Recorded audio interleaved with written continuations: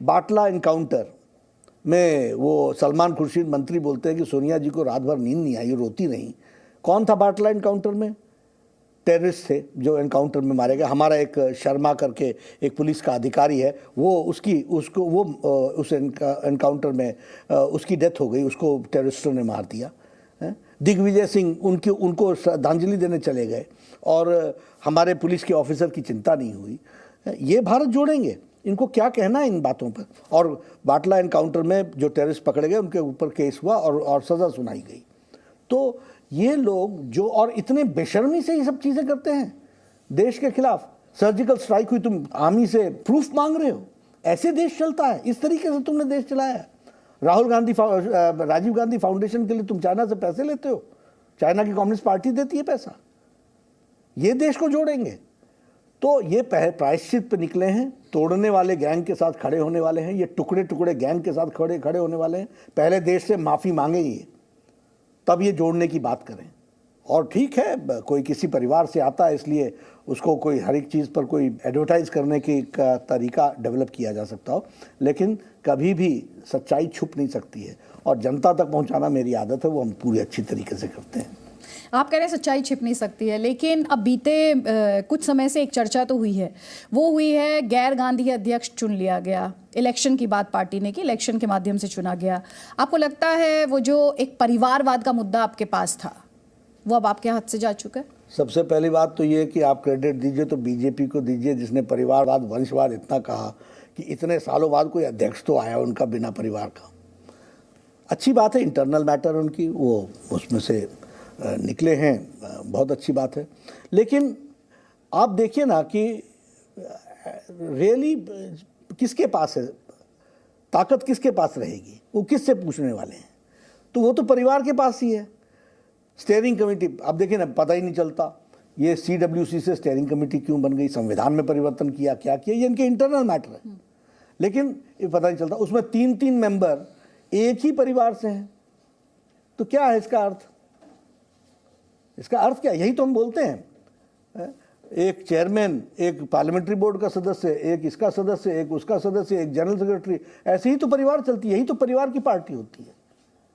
और इतना कुछ होने के बावजूद भी आपने बैठा दिया, अच्छी बात है। मल्लिकार्जुन खड़गे जी हमारे अच्छे मित्र हैं, मेरी शुभकामनाएं, इस मंच से मैं उनको शुभकामनाएं देता हूं, वो करें, अच्छी बात है। लेकिन the real party lies with the family only, that we have to understand. अच्छा सर, आपने कहा कि पार्टी जो है वो फैमिली के साथ है, उनका पलटकर आप पर ये आरोप होता है कि आपकी पार्टी में भी तो 3 ही लोग डिसीजन लेते हैं, उनके यहाँ भी 3 लोग डिसीजन लेते हैं। वो आरोप आप पर भी यही लगाते हैं कि आपके यहाँ भी 3 ही लोग डिसीजन लेते हैं? जी बिल्कुल नहीं, हमारे यहाँ डिसीजन का बहुत ट्रांसपेरेंट सिस्टम है। आप बताइए, कोई फैसला मुझे दिखा दीजिए जो पार्लियामेंट्री बोर्ड के 12 लोगों के सदस्यों के मोहर के बगैर हुआ हो। कोई फैसला मुझे बता दीजिए जो इलेक्शन कमेटी का 13 मेंबर की कमेटी से और स्टेट की 13 मेंबर की कमेटी के बगैर किसी को टिकट दिया गया हो। कभी ऐसा नहीं होता। हमारे यहाँ दोनों तरफ से रास्ते चलते हैं, नीचे से आइडिया आता है, ऊपर तक जाता है, पसंद आता है तो उसको और फाइन ट्यूनिंग की जाती है। और प्रधानमंत्री मोदी जी जैसा शख्सियत, फाइन ट्यूनिंग में आपको मालूम ही है कि उनके आइडियाज़ कितने वैरायटी के साथ वो सारी चीज़ों को एक रूप देते हैं और उसके बाद फिर वो अनाउंस करते हैं, क्योंकि वो हमारे लीडर हैं। कौन सी ऐसी बात है जो उन्होंने अध्यक्ष जी को की जानकारी में नहीं लाया होगा या हम नीचे तक चले? ओरिजिनेट उनसे अगर होता है कोई चीज़, और वो होता ही है क्योंकि he is politically very sharp, he understands things, तो वो कोई ओरिजिनेट होता है तो तुरंत हमें फ़ोन करते हैं।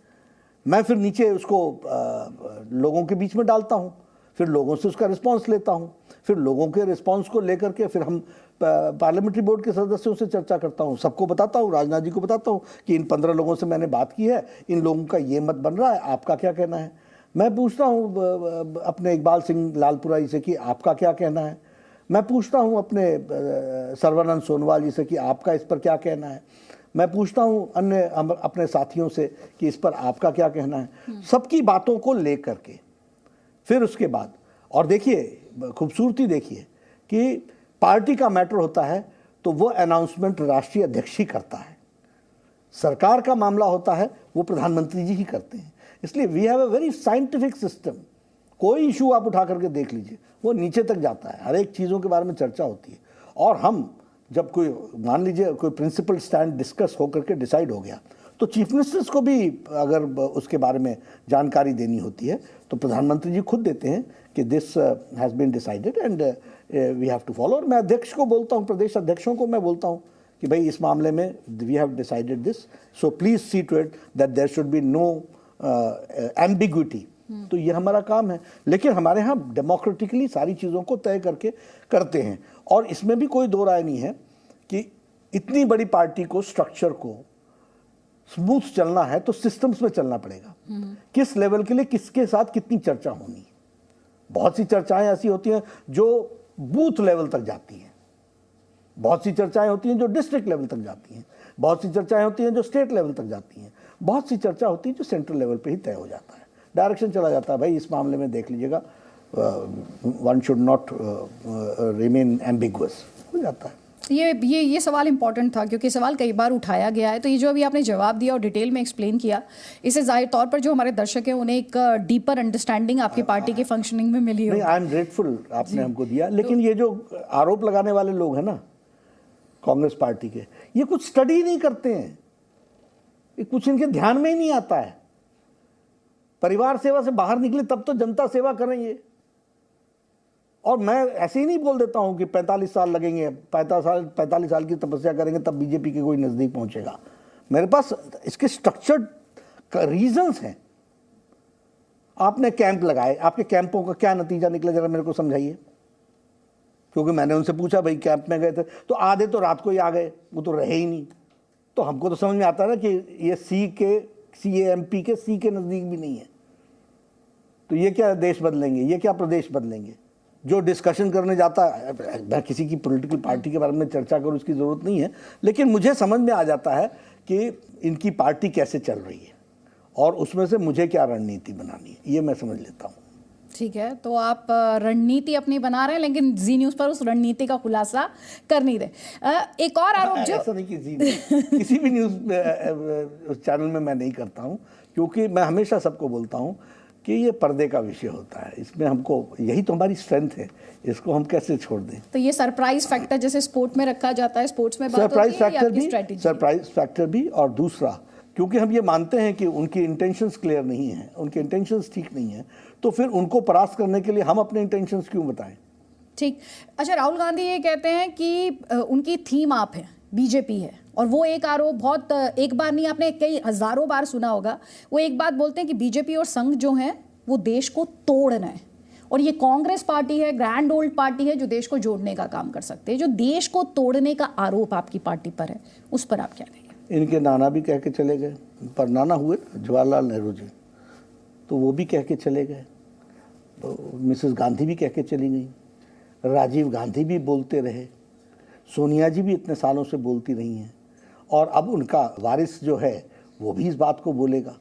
लेकिन सब, और आपने देखा कि आपने तो इमरजेंसी लगाई, अगर RSS ना होती, अगर उस समय जनसंघ ना होता, 1,30,000 लोग मिसा DIR में गए, 1,30,000 में से कम 70,000 people were from this ideological background. तो जब देश खतरे में था, और जब देश को आप तोड़ने लगे हुए थे, उसके संविधान को तोड़ने के लिए लगे हुए थे, तो खड़ा कौन हुआ था? हमारे लोग हुए थे। सबसे ज़्यादा सत्याग्रह किसने दिया? मैंने कहा ना आपको, 70,000 people, not knowing that they will come back, not knowing कि इमरजेंसी कभी हटेगी, नॉट नोइंग कि उनको जेल में कितने साल रहना पड़ेगा, सड़ना पड़ेगा, फिर भी लगे रहे। परिवार के परिवार, माता भी पिता भी, दोनों जेल के अंदर। मैं आपको यहाँ पर खुलासा करना चाहता हूँ, मेरे सास ससुर दोनों जेल में रहे, 22 महीने जेल में रहे। ऐसे कितने लोग हैं। तो ये इनको, ये देखिए क्या है, फिर मैं कहूँगा इनको अगर RSS समझ में आ जाए, इनको अगर भारतीय जनता पार्टी समझ में आ जाए, ये गहराई से किसी चीज़ को जानने का प्रयास कहाँ करते हैं। स्लोगन में विश्वास करते हैं, किसी ने ट्विटर कर दिया, बोल दिया, इसी को बोलते रहो बोलते रहो बोलते रहो। तो मैंने कहा ना, पर नाना भी बोलते थे, नानी भी बोलती थी, माता जी भी बोलती हैं, पिताजी भी बोलते थे, अब आप भी बोल लीजिए।